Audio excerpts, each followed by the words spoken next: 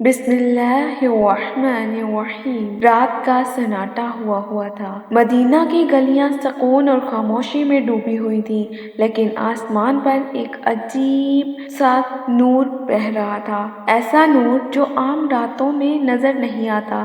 فرشتے زمین پر اتر رہے تھے، اللہ کی رحمت ہر سمت پھیل رہی تھی۔ یہ کوئی عام رات نہیں تھی، بلکہ وہ رات تھی جس کے بارے میں قرآن پاک میں اللہ تعالیٰ نے فرمایا لیلۃ القدر خیر من الف شہر، یعنی یہ رات 1000 مہینوں سے بہتر ہے۔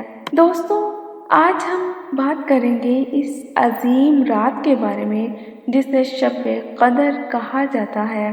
وہ رات جس میں قرآن مجید نازل ہوا، تقدیریں لکھی جاتی ہیں اور اللہ تعالیٰ کی بے شمار رحمتیں زمین پر نازل ہوتی ہیں۔ لیکن سوال یہ پیدا ہوتا ہے کہ شب قدر کی حقیقت کیا ہے، یہ کب آتی ہے اور اس رات میں کیا اہم واقعات پیش آئے؟ یہ سب جاننے کے لیے ہمارے ساتھ رہیے، کیونکہ آج ہم آپ کو ایک ایسے سفر پر لے کر چلیں گے جو آپ کے ایمان کو تازہ کر دے گا۔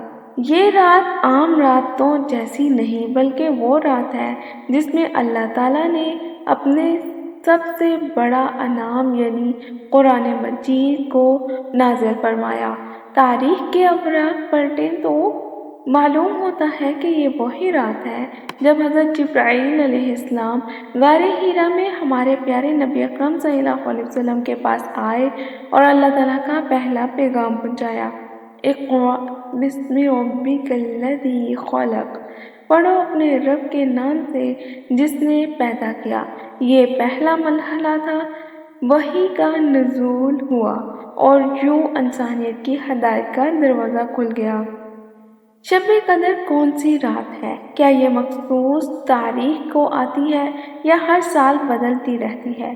نبی اکرم صلی اللہ علیہ وسلم نے اس راز کو کھولتے ہوئے فرمایا کہ یہ رمضان کے آخری عشرے کی طاق راتوں میں سے ایک ہے، یعنی 21، 23، 25، 27 یا 29ویں رات۔ امت کے بڑے بڑے علماء اور بزرگان دین کا یہی ماننا ہے کہ 27ویں رمضان کی رات ہی شب قدر ہو سکتی ہے۔ یہی وجہ ہے کہ دنیا بھر میں مسلمان اس رات میں زیادہ سے زیادہ عبادت کرتے ہیں، اللہ کے حضور سجدہ ریز ہوتے ہیں اور مغفرت کی دعائیں مانگتے ہیں۔ شب قدر کی سب سے بڑی خصوصیت یہ ہے کہ یہ رات 1000 مہینوں سے بہتر ہے، یعنی اگر کوئی اس رات میں عبادت کرتا ہے تو اسے 83 سال 4 مہینے کی عبادت کا ثواب ملتا ہے۔ یہ اللہ تعالیٰ کی طرف سے ایک ایسا انعام ہے جس کی کوئی مثال نہیں۔ ذرا تصور کریں، اگر ایک عام شخص 60 یا 70 سال تک زندہ رہے اور اسی زندگی میں 10 یا 20 بار شب قدر نصیب ہو جائے تو وہ کتنے ہزار سال کی عبادت کا ثواب اپنے نام کر سکتا ہے۔ اللہ تعالیٰ کی خاص رحمت ہے جو صرف اور صرف امت محمدیہ کو عطا کی گئی ہے۔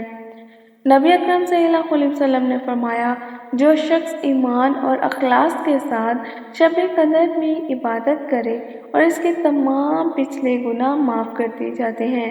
حضرت عائشہ رضی اللہ تعالیٰ عنہا نے ایک دن نبی اکرم صلی اللہ علیہ وسلم سے پوچھا، یا رسول اللہ صلی اللہ علیہ وسلم، اگر مجھے شب قدر کا علم ہو جائے تو میں کون سی دعا مانگوں؟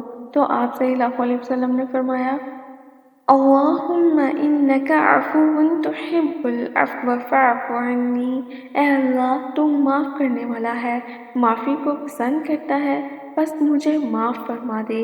یہ شب قدر کی سب سے اہم دعا ہے، کیونکہ یہ وہ رات ہے جب اللہ تعالیٰ بے شمار لوگوں کو جہنم سے آزاد کرتے ہیں۔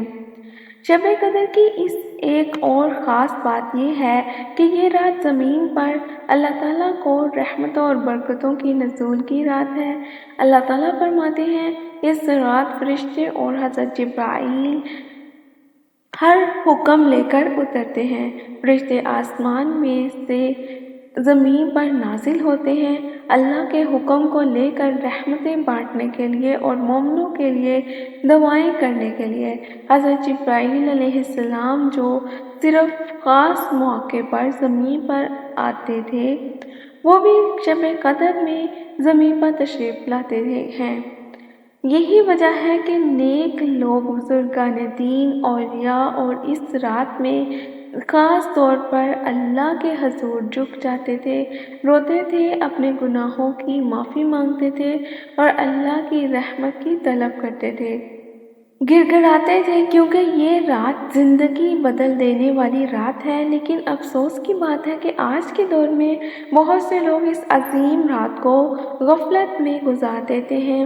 کچھ لوگ موبائل فون اور سوشل میڈیا میں مصروف رہتے ہیں، کچھ بازاروں میں عید کی خریداری کر رہے ہوتے ہیں اور کچھ محض رسم کے طور پر چند نفل پڑھ کر سو جاتے ہیں، حالانکہ یہ رات زندگی کا سب سے قیمتی سرمایہ ہے۔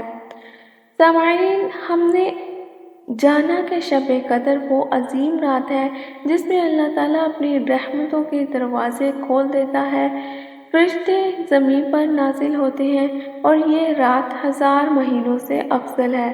لیکن اب سوال یہ پیدا ہوتا ہے کہ ہمیں اس رات کو زیادہ سے زیادہ فائدہ مند کیسے بنانا چاہیے۔ یہ وہ رات ہے جس میں اللہ تعالیٰ اپنے بندوں کو مغفرت کی بشارت دیتا ہے۔ حدیث مبارکہ میں آتا ہے کہ ہر رات کو اللہ تعالیٰ آسمانی دنیا میں نزول فرماتا ہے اور پکارتا ہے کوئی مغفرت مانگنے والا اور میں اسے معاف کر دوں، ہے کوئی مانگنے والا کہ میں اسے عطا کر دوں۔ شب قدر میں یہ اعلان اور بھی خاص ہو جاتا ہے کیونکہ یہ گناہوں کی بخشش کی رات ہے، اس لیے ہمیں چاہیے کہ اس رات میں اللہ کے حضور رو رو کر اپنے گناہوں کی معافی مانگے، کیونکہ ہم نہیں جانتے کہ اگلا سال یہ مبارک رات ہمیں نصیب ہوگی یا نہیں۔ کچھ دعائیں ہیں، ان کو کثرت سے پڑھا جائے۔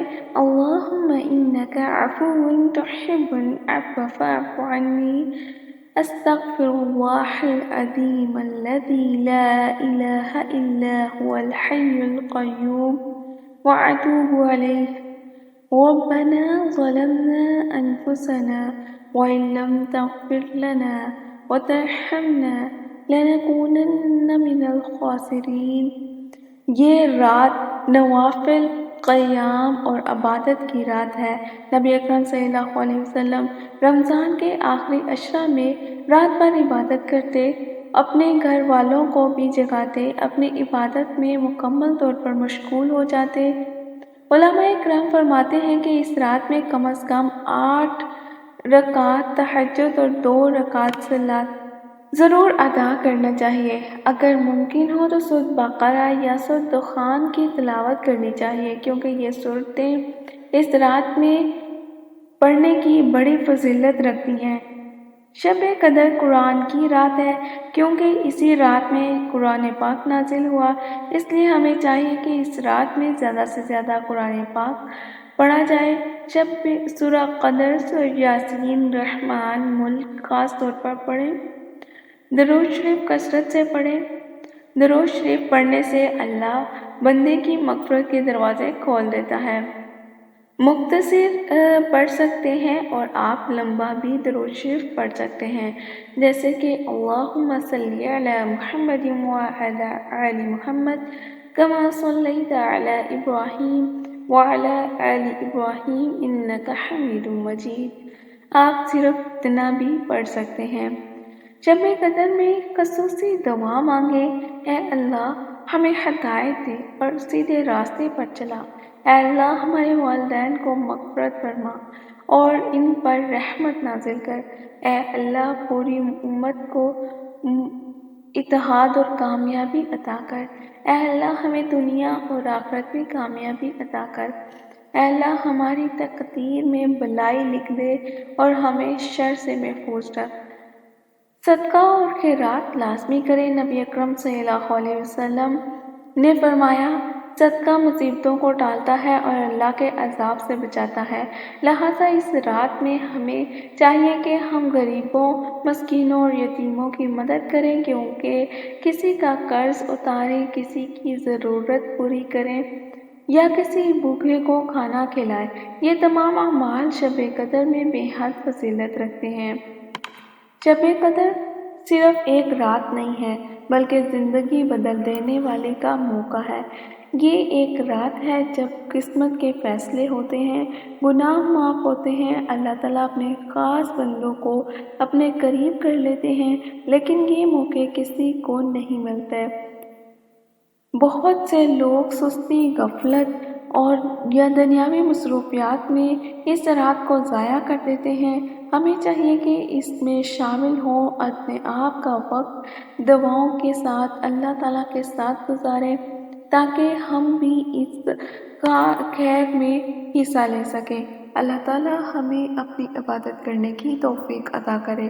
السلام علیکم ورحمۃ اللہ وبرکاتہ۔